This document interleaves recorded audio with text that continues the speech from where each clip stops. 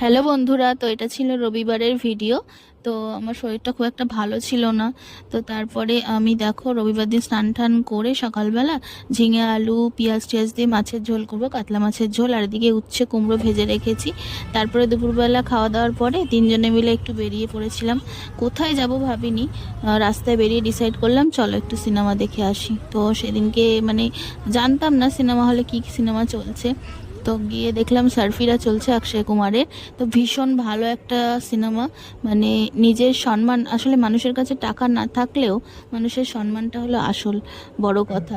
তো সেই গল্প নিয়েই এই সিনেমাটা খুব ভালো লেগেছে। তারপর দেখো পরের দিন সকালবেলা খুব বৃষ্টি হচ্ছিল, আর ভাইয়ের গাছ থেকেই জবা গাছটা তুলে আমি ভিডিও করছিলাম। খুব সুন্দর না কালারটা? আর দেখো পরের দিনকে আমি এটা কি ভাবছি বলো তো? যদি বলতে পারো অবশ্যই কমেন্টে জানিও। তো ভালো লাগলে অবশ্যই লাইক কমেন্ট শেয়ার করো এবং সাবস্ক্রাইব করতে